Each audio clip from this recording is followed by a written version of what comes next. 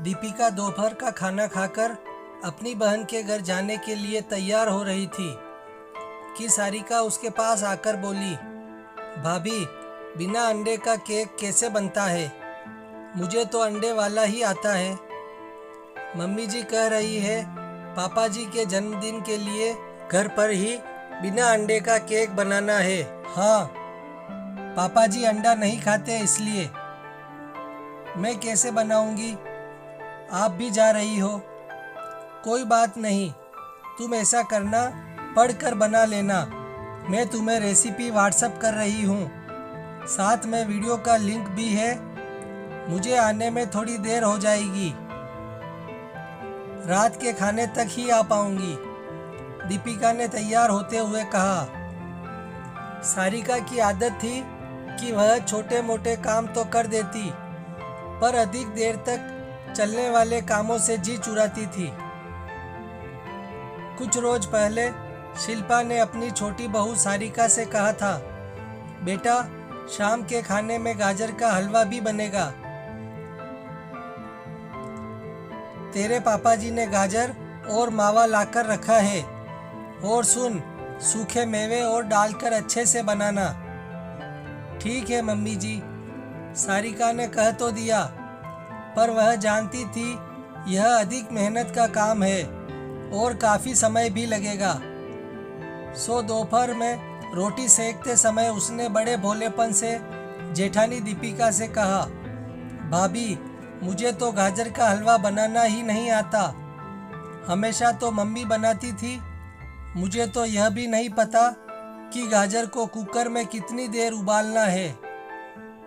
नहीं छोटी, गाजर को कुकर में उबालते थोड़ी ना है, कद्दूकस करके बनाते हैं, दीपिका ने हंसते हुए कहा।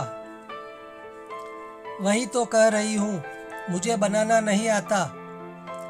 अगर ठीक नहीं बना तो सब मेरी हंसी उड़ाएंगे। बच्चों जैसी रोनी सूरत बनाकर सारिका बोली, भाभी प्लीज आप बना देना। ममतामयी भोली दीपिका अकेले लग गई काम में। उधर सारिका मजे से अपने कमरे में फिल्म देखती रही। कुछ दिन बाद शिल्पा ने सारिका से मिर्ची का अचार बनाने को कहा। सारिका ने फिर भोली बनकर वह काम भी दीपिका के सिर कर दिया। रोजमर्रा के कामों के अतिरिक्त शिल्पा सारिका को जो भी काम बोलती, वो भोलेपन से काम नहीं आने का बहाना बनाकर उससे बचती और कमरे में फिल्म देखती या मोबाइल चलाती। धीरे धीरे शिल्पा और दीपिका सारिका की चालाकियां समझने लगी थी। शिल्पा सारिका को काम इसलिए बोलती जिससे दोनों बहुओं पर काम का समान भार रहे। देर सवेर दोनों को काम करने की आदत बनी रहे।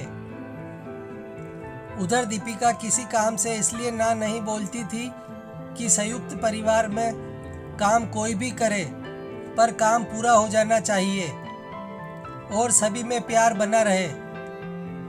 एक रोज सारिका की सहेली आई थी। शिल्पा उसे चाय के लिए बुलाने गई तो सारिका की बात सुनकर दरवाजे पर ही रुक गई।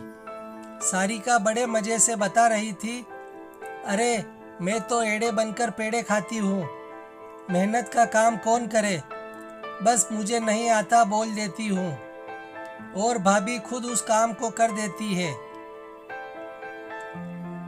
सारिका और उसकी सहेली ठहाका लगाकर हंस पड़ी। सारिका की चालाकियां सुनकर शिल्पा तो दंग रह गई। रात भर सोचती रही, उनके हंसते खेलते परिवार में यह कैसा कूटनीति का खेल चल रहा है। जिस परिवार को उन्होंने इतने समय से बांध कर रखा है वो बिखर जाएगा, और ऐसा वो हरगिज ना होने देगी। सोचते सोचते जाने कब उनकी आंख लग गई। इस बार उन्होंने सारिका को एगलेस केक बनाने का बोलने से पहले ही उन्होंने दीपिका को सारी बात समझाकर उसे उसकी बहन के घर जाने के लिए राजी कर लिया था। इस बार पेड़े खाने की बारी उनकी थी।